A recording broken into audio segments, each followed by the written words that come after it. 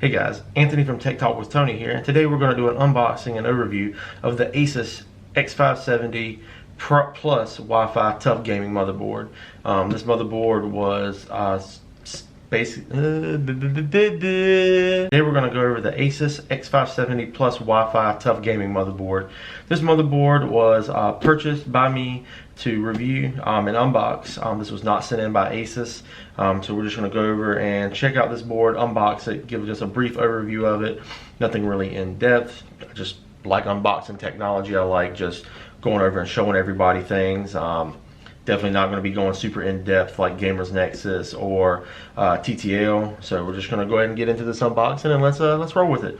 So we do see that this does support ASUS Aurora Sync, which it is an ASUS motherboard. We got down here Ryzen 3000 series desktop CPU support, which, if I'm not mistaken, this motherboard will also support the Ryzen 5000 series CPUs. You may need a BIOS update to do so. It also has PCI Express 4.0 on here. I do also know that it has 802.11ac Wi-Fi. So we're going to go ahead and crack this bad boy over. And I'm going to read you some stuff off the back of the box, because I definitely have not done a lot of research on it. I don't have a cheat sheet on my monitor here. So on the right hand side here, we have CPU is listed for AM4 socket for 3rd and 2nd gen AMD Ryzen, 2nd and 1st gen AMD Ryzen with Radeon Vega graphics. It runs on the AMD FX570 chipset that does have a fan on it. It supports up to 128 gigabytes of DDR4 4400 megahertz RAM.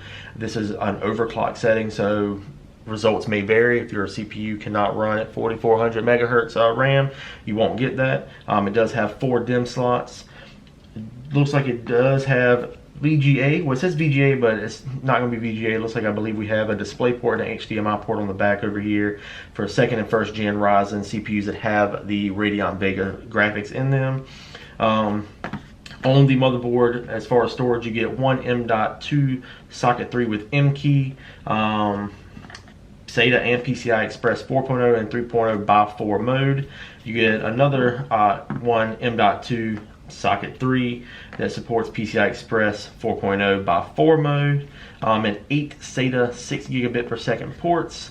You have one PCI Express 4.0 3.0 X16 slot by an X16 mode, one PCI Express 4.0 slot X16 max at X4 mode, and 2 PCI Express 4.0 X1 slots.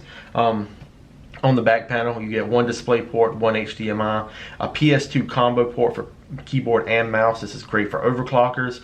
Being a TUF gaming motherboard, it should have a pretty beefy VRM to do some overclocking. Definitely not as well as their higher end motherboards, but definitely you should be able to get a little bit extra performance out of your Ryzen CPUs with this.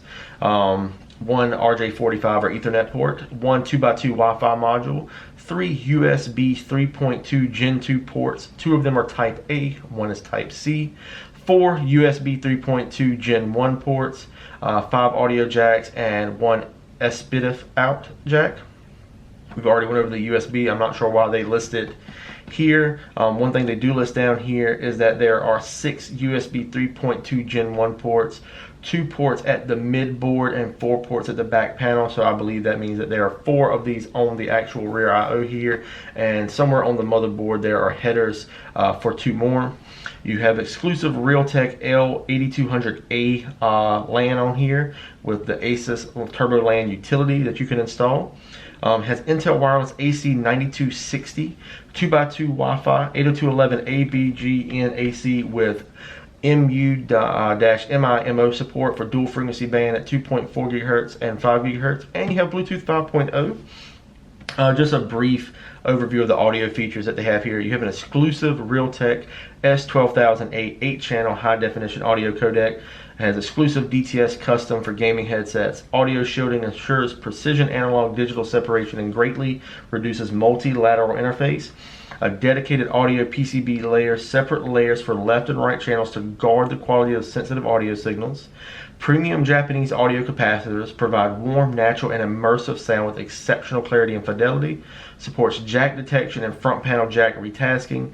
Audio cover effective shielding preserves the integrity of audio signals due to ensure the best quality, which I believe it means it has something over it to maybe help mitigate EMI. You also have a roar sync. Looks like there's going to be some RGB right here on the right hand side of the board. I'm going to lift that up just so you can kind of see that right about here. TUF Gaming Alliance, PCI Gen 4 support, 16 gigatransfers per second. It's a theoretical transfer rate, Turbo LAN, and apparently there's a coupon inside to get 20% off Cable Mod cables. So we're going to go ahead and flip this over, and I've just noticed right down here, it's a 3-year warranty on this board from ASUS. I'm pretty sure you need to register that so you get that 3-year warranty.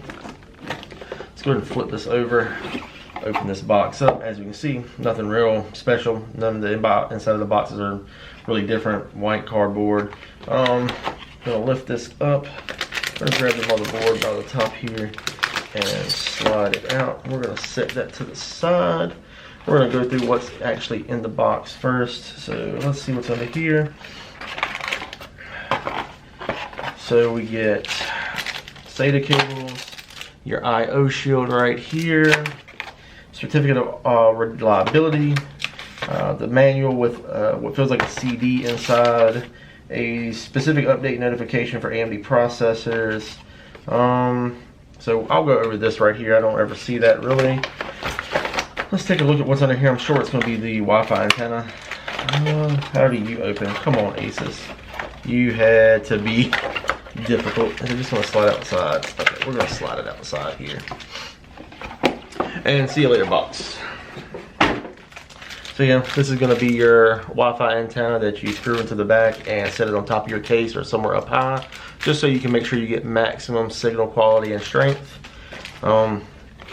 So the certificate of reliability here, I'm gonna go ahead and face it this way. I know you guys probably won't be able to read it, but I'll give you guys like a little close-up of it. And what it says on here is, for passing the rigid reliability test of the following components. For the TUF Guard LAN, it has moisture resistance test, MIL-STD-202 method 103, vibration test, mechanical shock test, thermal shock test, solvent resistance test, solder bath test, solder reliability test, salt spray test. Now, I would have to do some research on a couple of these things, but I believe maybe the salt spray test means like if this was in near a beach or near a very salty environment, it should be able to survive having some of that on it and not cause any degradation in signal or reliability of the port. Solvent resistant test, I guess maybe if you're spraying the motherboard or it's in like a factory or something and there's solvent being sprayed in the air, that it is resistant to that. It's resistant to moisture and vibration. Capacitors go through the exact same thing, except for they do have the salt spray test, okay? The chokes, vibration test, and temperature cycling test. The MOSFETs go through thermal shock test, vibration test, and mechanical shock test. You can learn more at the ASUS website to get the test report. And the testing laboratory was integrated service technology, and has a few other things down here. But certificate of reliability for your ASUS TUF motherboard.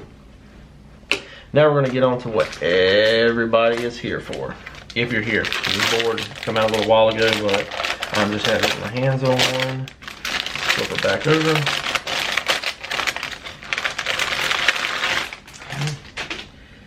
Now this is one of my favorite things. I love just messing with technology and seeing things like this. I mean, this being an ASUS TUF board, I would have liked to see the RAM slots be braced just like this top PCI Express slot here. Would love to see the bracing on the RAM slots. Just like the top PCI Express X16 slot is the only one with the metal bracing.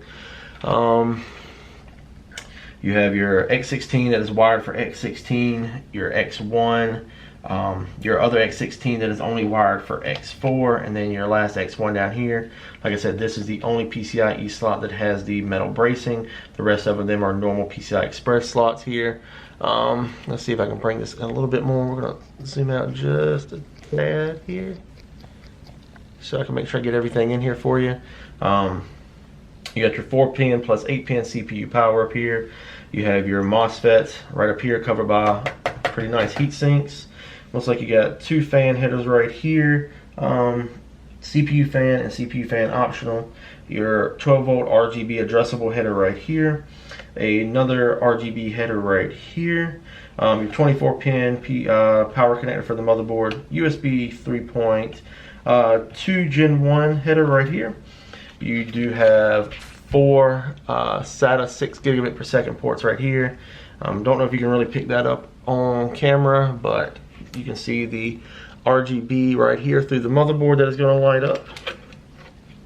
You have your X570 chipset under this heatsink with this fan. A lot of people did not think that the X570 chipset needed a fan. One of the biggest names that I know of that said that it probably didn't was DeBauer. I think he did some tests on it. Look up his videos about his testing with the X570 chipset to see if it needed the fan or not. You have one non-heat-synced M.2 NVMe slot here that does do PCI Express 4.0. Down here, you have a shielded heat-synced PCI Express 4.0 M.2 slot under here. You have 4 more SATA 6 gigabit per second ports here. It looks like another addressable RGB header down here. You have your front panel ports right here for your front power button, reset switch, hard drive LED, power LED. Looks like you got another 4-pin fan header here. Let's see what we got here. This is going to be USB and USB, so 2 more USB headers right here for USB 2.0. Looks like another fan header. Maybe this is going to be audio right here. Nope, this is audio right here. This may be a serial port. I'm trying to see what it says. COM ports, a serial port here. And you can see the separation of the board for the audio layers right here. So this is all going to be audio. Your audio chipset is actually protected from EMI with this actual shield right here. You got your AMD AM4 socket right here. A couple more fan headers that are going to be a little difficult to see. We'll try to get them in the light. Yeah, you can see those right there. And all the capacitors on this board that I'm looking at, everything is black, like everything is blacked out except for a couple of the screws and the RGB headers. Like everything is blacked out. All your caps are blacked out, your MOSFETs are blacked out, some chokes and everything are blacked out. We're going to take a look at your rear I/O here, get it right in view. So you're going to have your PS2 mouse and keyboard connector here. You're going to have 2 and 4 USB 3.0 Type A. I think they're Gen 2 3.2. Your Type C, HDMI and DisplayPort. Your Intel Wi-Fi. 2 more USB 3.0 Gen 2s. I believe these are going to actually be the 3.2 Gen 2s right here, and these are the Gen 1s. These are a little bit like a teal color. Your RJ45 connector right there, and then your audio jacks with SPI diff out. Overall, I really like the design of this motherboard. Plenty of places to do expansion for fans, RGB, 2 addressable RGB headers for ASUS AuraSync. This is my first time ever actually dealing with a TUF motherboard. Really enjoy it. I'm wondering what the differences is between this model for AMD and the Intel model. Maybe I can get my hands on one of those at some point. But I hope you guys enjoyed this. This was just a brief video unboxing and just a very quick and brief overview of this motherboard. Hope you guys enjoyed it. Thank you. Have a nice day.